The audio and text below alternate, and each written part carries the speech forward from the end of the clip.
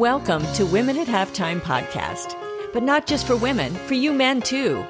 If you're at mid-career or the halftime of life, our inspirational topics are not only fun, but also meant to help you maximize and write your next chapter.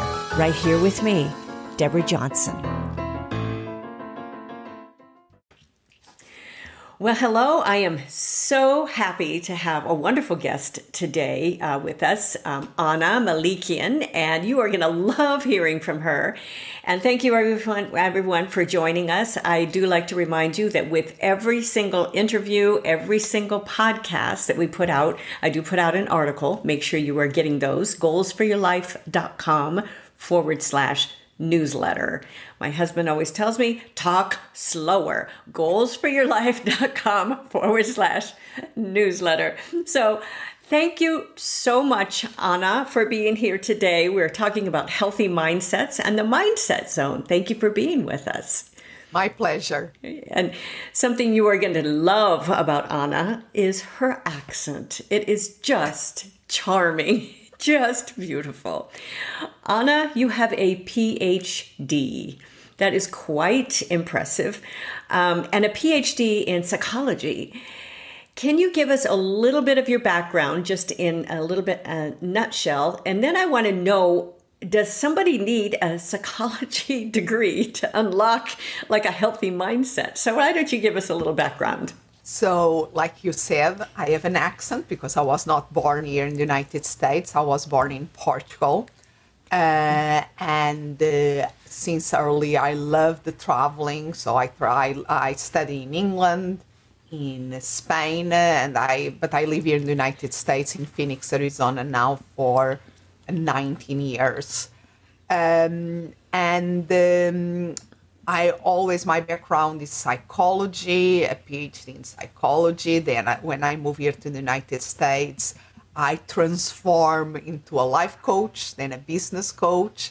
Now I'm a coach and consultant that specializes in tapping into the human potential.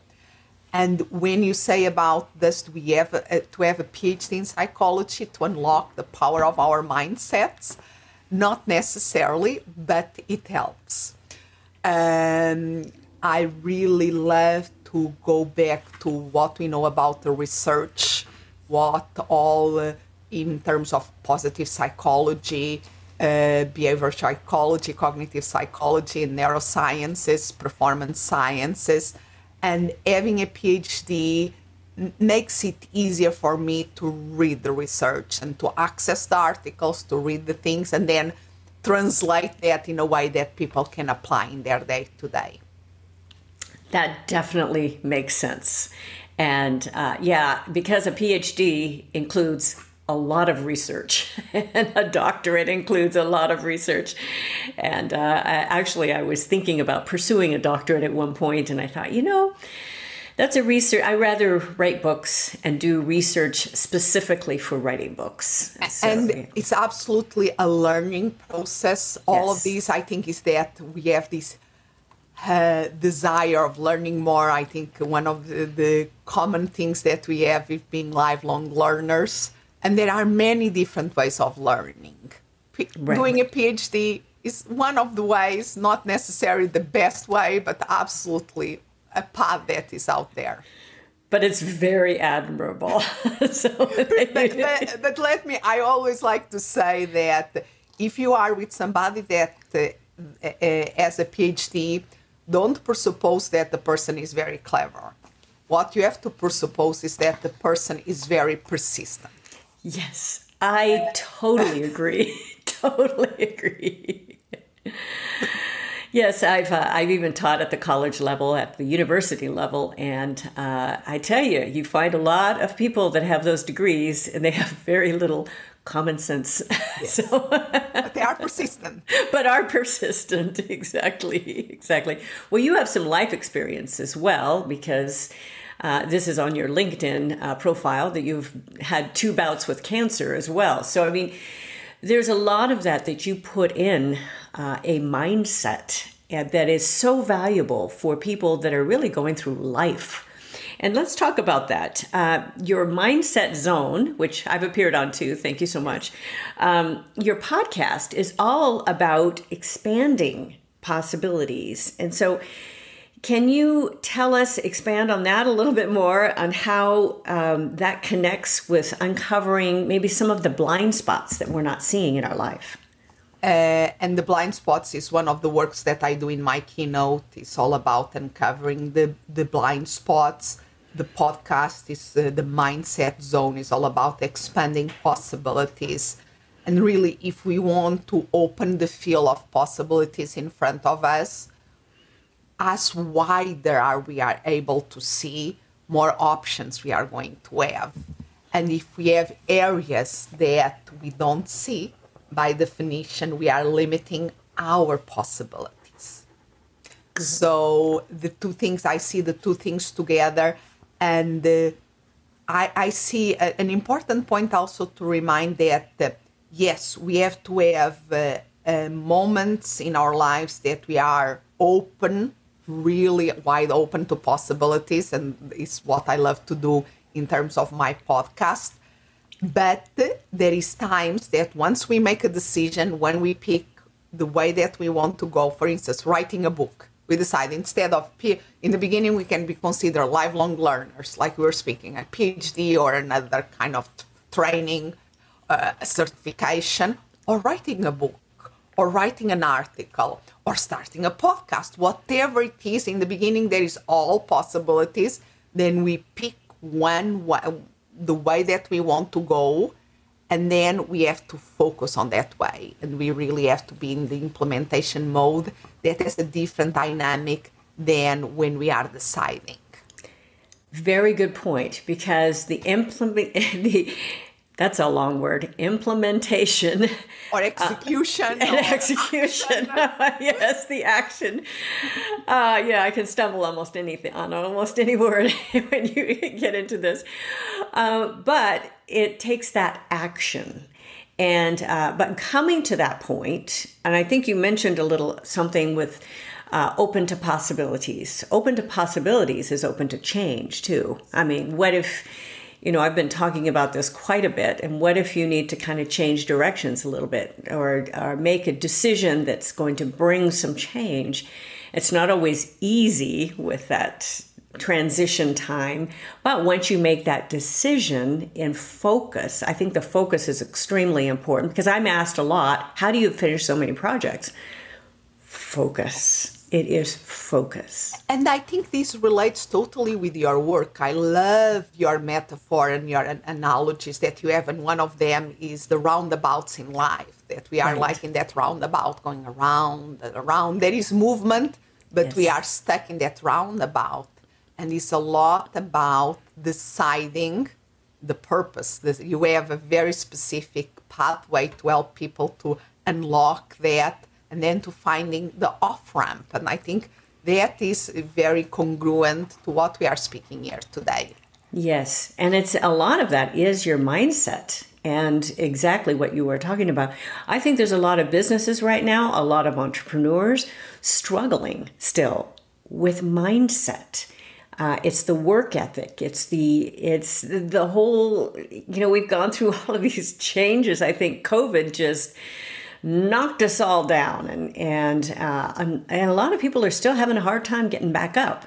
And there's and with the changes, and their expectations, they've come to expect certain things, and now if those are changed from their expectations, they're reevaluating. Okay, so where are those, the healthy mindsets? Where does that all fit in? So, can you define how you define mindset? Because they are all in the common place, that there are as many definitions of mindsets as mindset experts. But my way, I love to go to the origin of the word, and I define mindset as the habits of mind, the habits that our mind formed by previous experiences.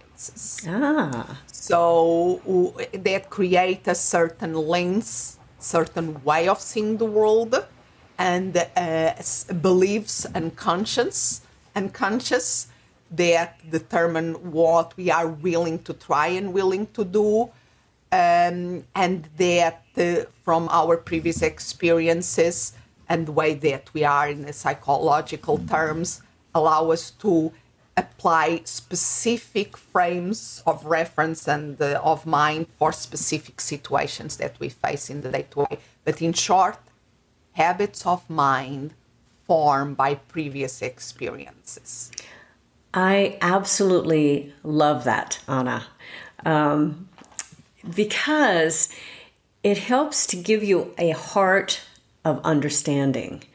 I'm a type A. I just, I finish projects, heading straight ahead.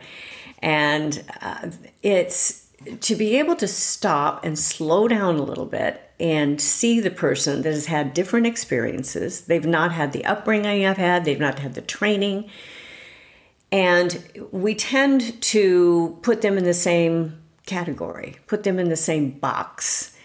And they might need something else. They might need a little bit different kind of like a pace or a different program, something like that, because of their previous experiences and how they're basing their mindset. And to be able to get to the point of having that positive mindset of, not those roadblocks. And as you go on, how do we uncover some of that? And because some of those were with those other people, I find those are blind spots for them, but how are they going to be able to even uncover those?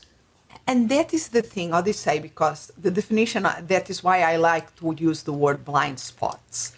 Because by definition, we don't see our blind spots. That is why they are blind spots. But usually people around us see them because they have a different perspective, a different angle. And sometimes has to be hard life circumstances that waking us up to that blind spot.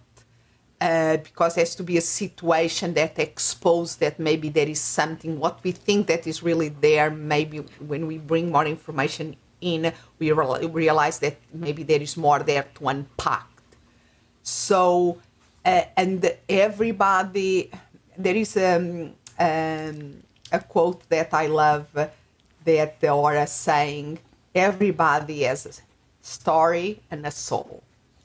And all souls and stories are different from each other. So we have to, I think, be curious about each other and try to understand things, try to at least be open to the different possibilities, again, the expanding possibilities there.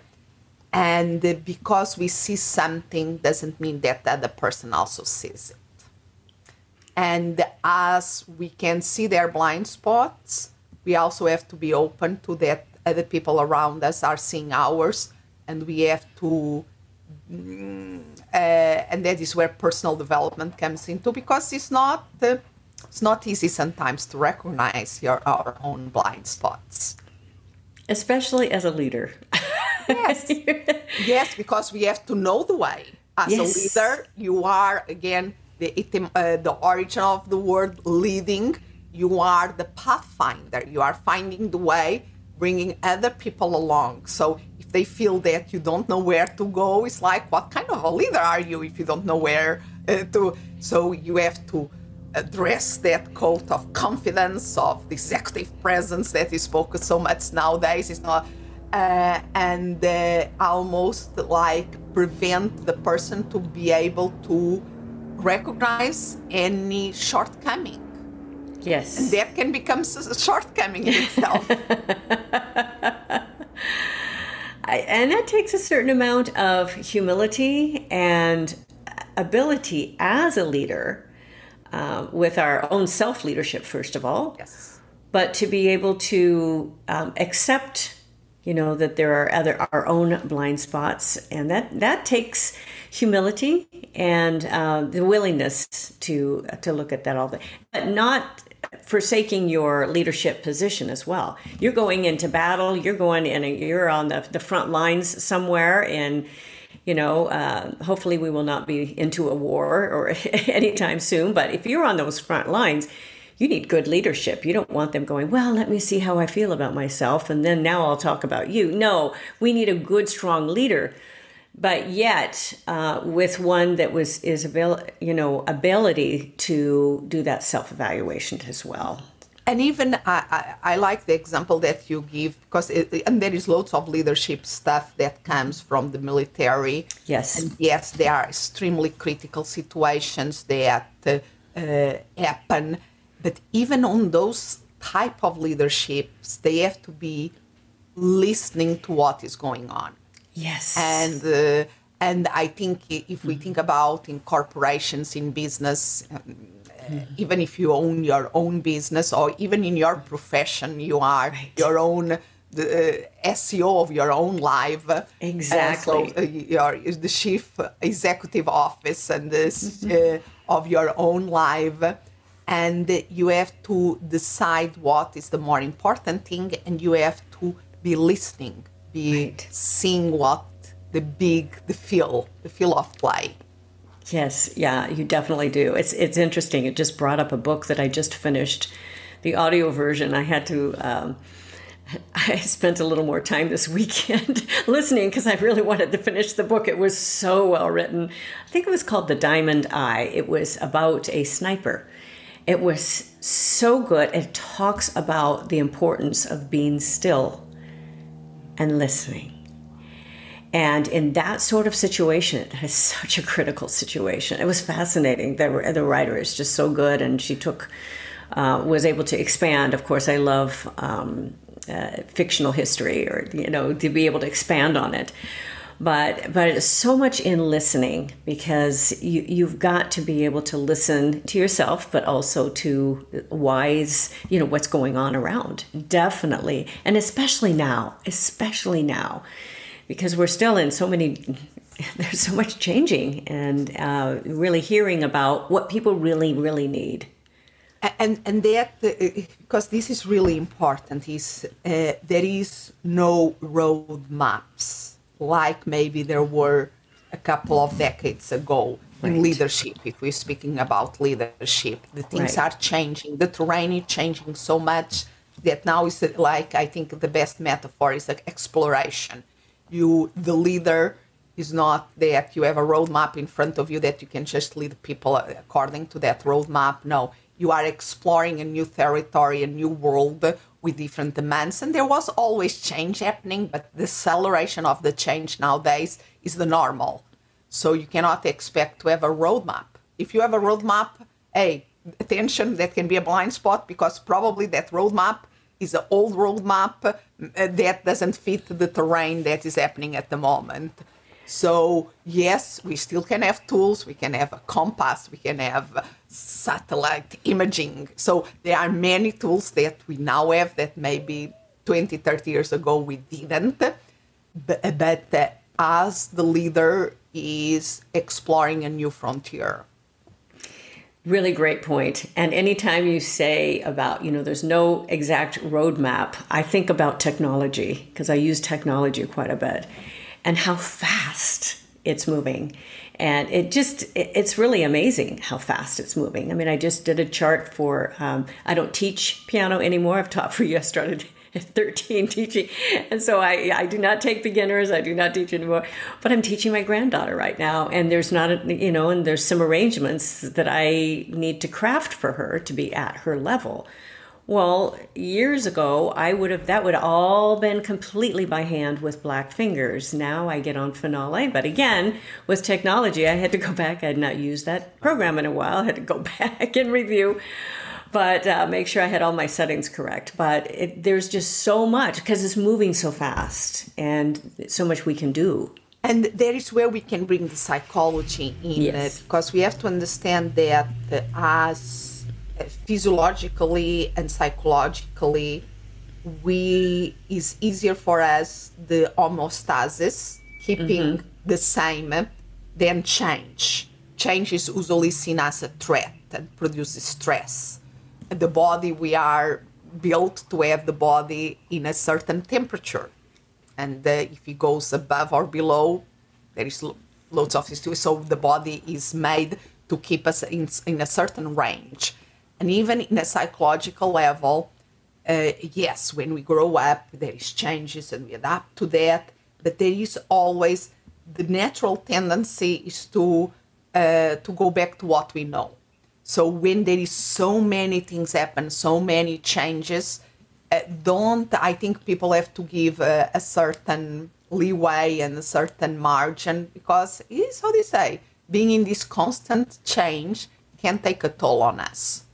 It sure can. It sure can. And I think that leads well into, what you talk about now with even your keynote, which is, your main speech with the happiness fallacy. And with that, what do you mean by all of that? Because all of this change can make people feel like unsettled. And are they really happy? And what does happiness even really mean? Yeah, and I like the contradiction of the title, because happiness fallacy. Mm-hmm. And because I think allow us to go deeper into the concepts and see the nuances of things. Because yes, a good change that is happening since the 2000s in psychology. We are focusing with the movement of positive psychology that start a lot with Martin Seligman really making it in the forefront when he became the president of the American Psychological Association. And it's great that we have so much research on the strengths, on what make people thrive, what make people achieve great things. Because if we look to the 20th century, a lot of psychology was focused on what didn't work in people, on the problem, on the pathology. There was, of course, exceptions, but that was the mainstream. And now it's nice to see that the focus on the positive, and at the same time, when something like happiness, the importance of happiness, I know that Martin Seligman, he didn't want to call in his titles of the books anything to do with happy, but the publisher, no, that is the title to go to. That is what people want to read. And with the popularization of these concepts, it's very easy to go in oversimplification of the concepts itself. So what I try to do in my keynote is creating experience that allows people to reflect and to have self-awareness breakthroughs about, okay, if I want to feel more positive, if I want to feel more well-being, if I want to be happier, why these things that everybody says that I should be doing, like positive thinking, a gratitude journal, why are not they working for me?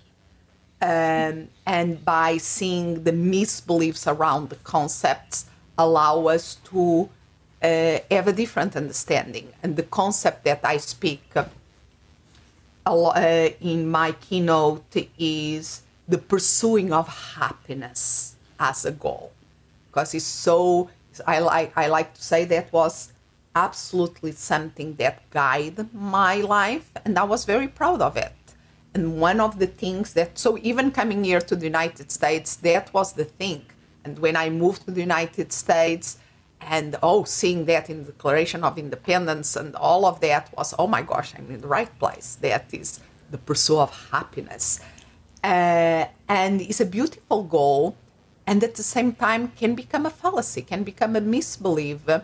Because if what I realize in my own life and in my own life circumstances that throw me out of track several times, is that if I kept the goal of pursuing happiness as that thing in the horizon that I was aspire, that also could become an excuse for not being in the present moment, not really tapping into the power of now, and not allowing myself ever to be happy because I was pursuing or not being.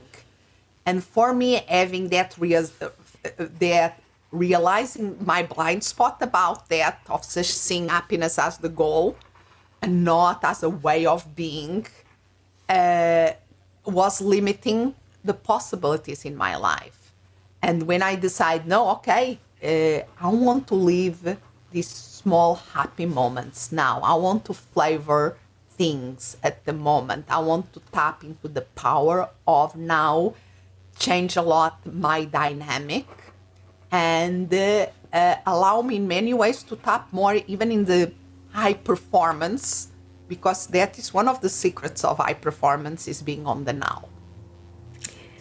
What a great point. I loved the one thing I put a little star by that is the power of now, okay, and pursuing, not being, is what happens with us, and that's where that fallacy comes in with the happiness fallacy. And I always kind of associate some of this with as we evaluate.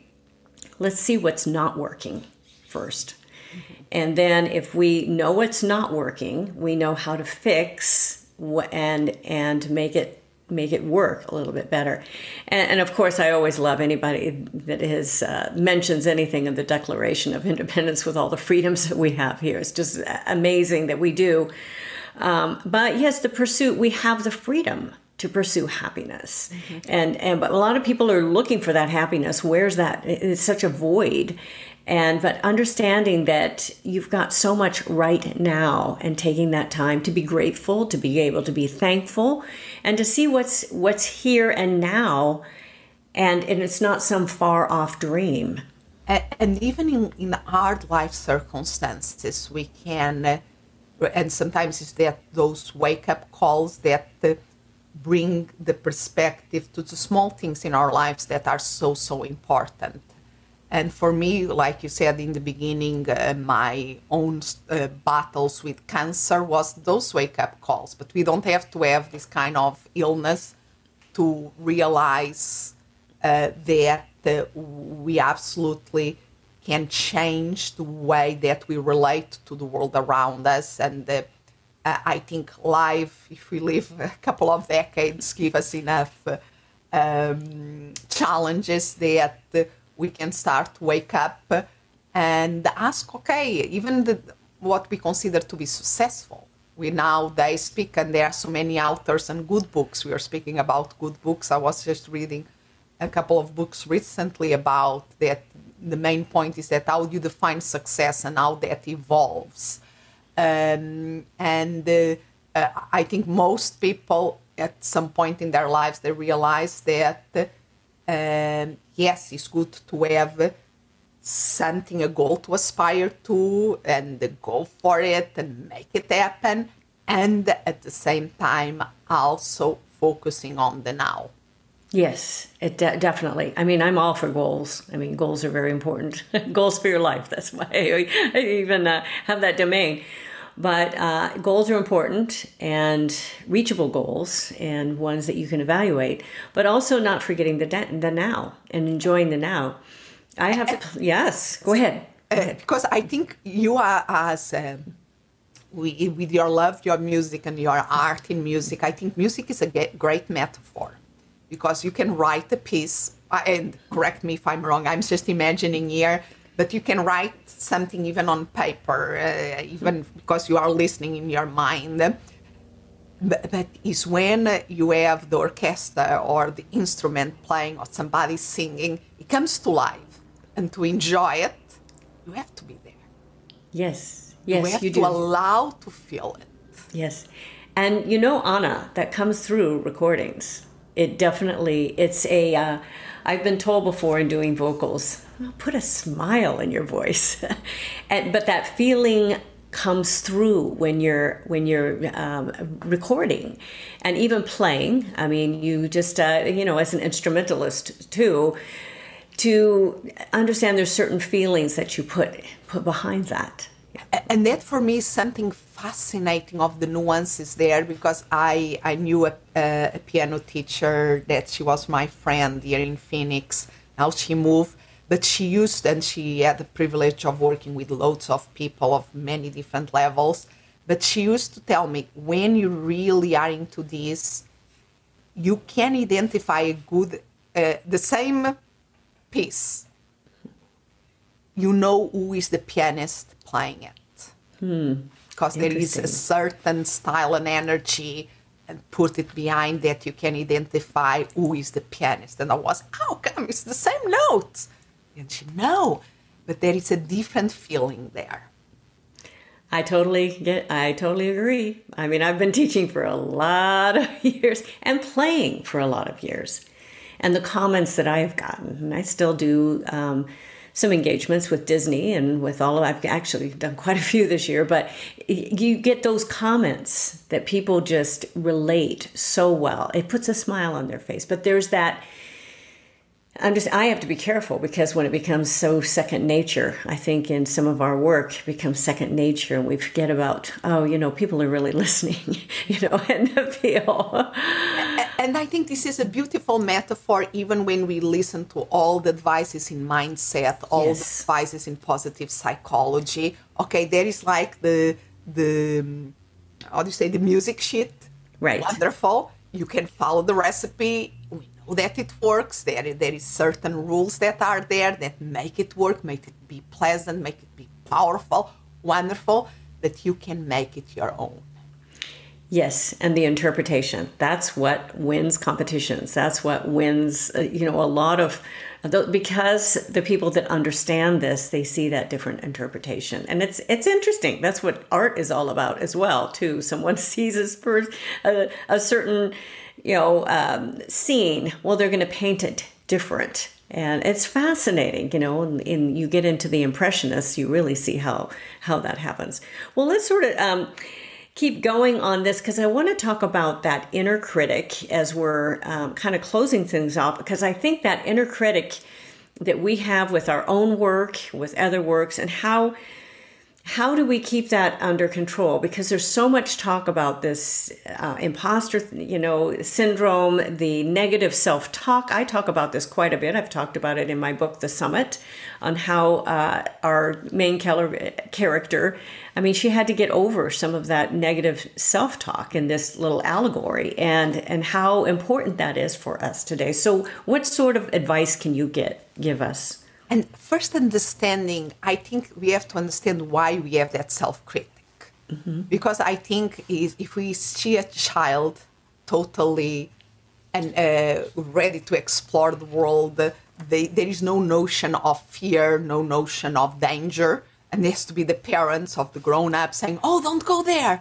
Don't touch the hot thing. Don't put your fingers in the electrical plugs. Is a law, and at a certain moment, we don't need the adult anymore telling us that. We internalize that.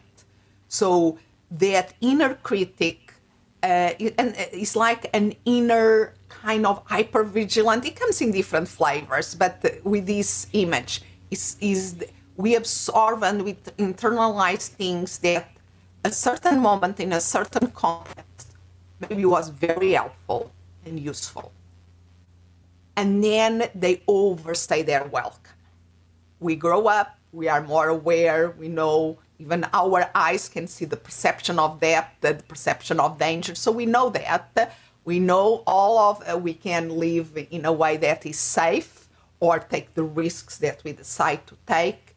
But we have that internal voice there nagging us. And sometimes maybe there are something there that we should listen.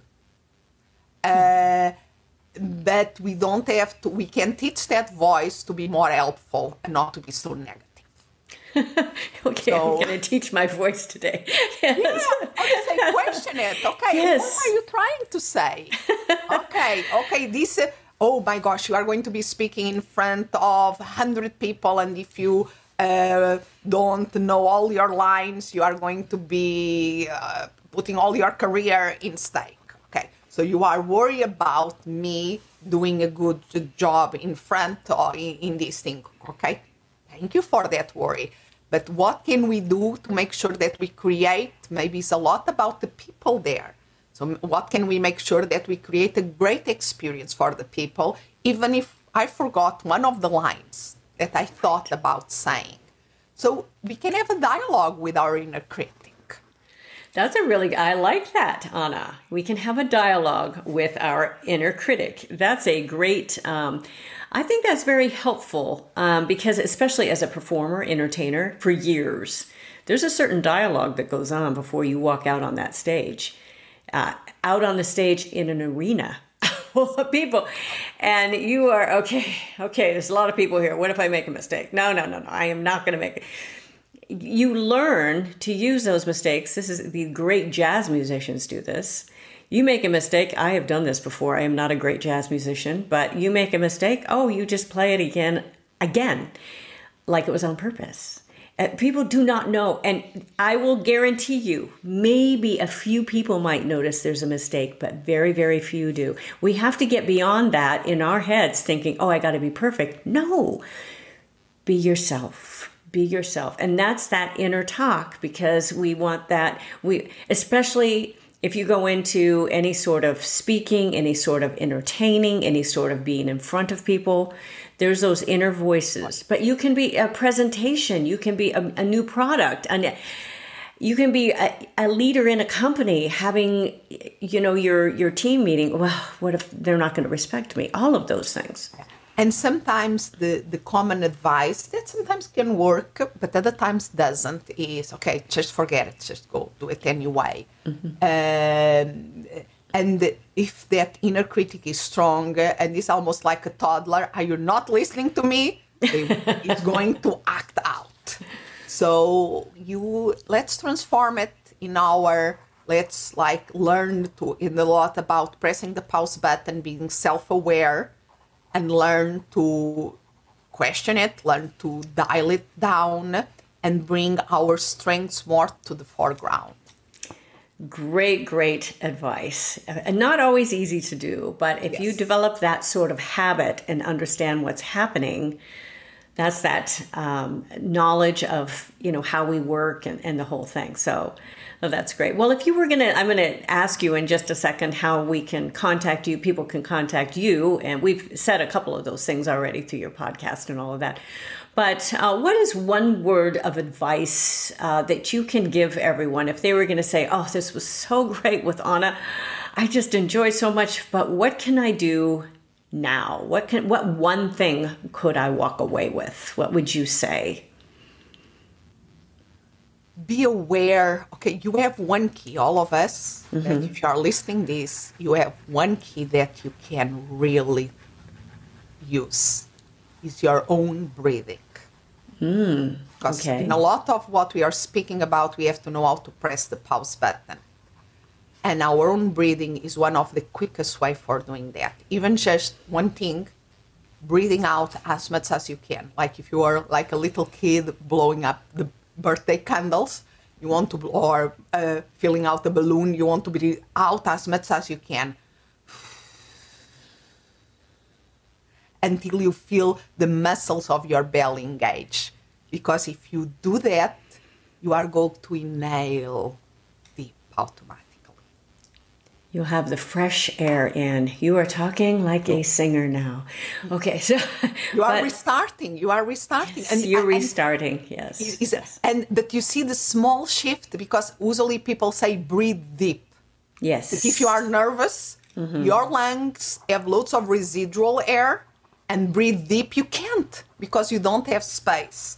Right. But if you empty your cup first, if you empty your lungs as much as you can first, automatically you are going to inhale, and you are like restarting your parasympathetic system to relax. You are really giving a sign to your body that you can relax, and it's really powerful. Good. Great advice, Anna. Well, how can people get a hold of you? Of course, through your website. I'll let you mention your website for those just listening, and your podcast. Go ahead and share with that. And my website is my name, Anna, A-N-A, just one N, A-N-A, Melikian, M-E-L-I-K-I-A-N, and .com. So I presume that we'll put that on the show notes. And then mindset.zone. So instead of .com is .zone, is where you can find everything about my podcast. You'll have the fresh air in. You are talking like a singer now. Okay, so you're restarting. Yes. Mindset.zone. So instead of .com is .zone. So instead of .com is .zone. So instead of .com is .zone. is where you can find everything about my podcast. Wonderful. And it's a wonderful podcast. We have people listening all over the world, of course. And that's great. Well, Anna, this has been wonderful. I've just really enjoyed our time together. I love the podcast platform, and I know you do too. It's really a wonderful way to reach people really all over the world, and it gives you a great platform. And of course, again, I will remind everyone to make sure that you click into the article, and I usually put some takeaways there and all of the links, of course, but I like to write around the subject as well, add a few tidbits and some articles and all of that. So I just really appreciate Anna.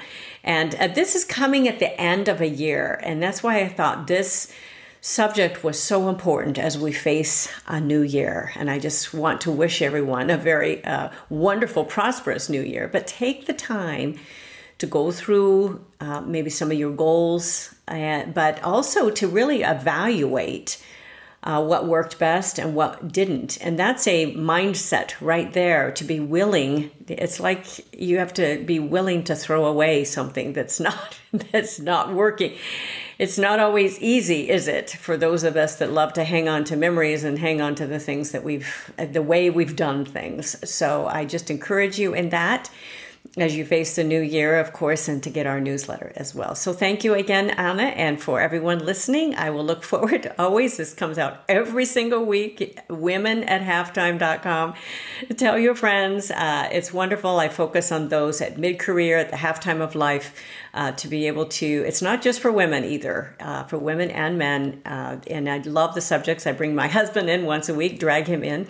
And we make it's a wonderful team that way. And then bringing in guests like Anna. So thank you again. And I look forward to everyone to being with you again next time. And bye for now. Thank you for joining us. It is because of our wonderful listeners like you that we keep going strong week after week. We'd love it if you'd share and follow us to not miss a single show, and even write a review. You can also find all of our articles, products, and links at womenathalftime.com.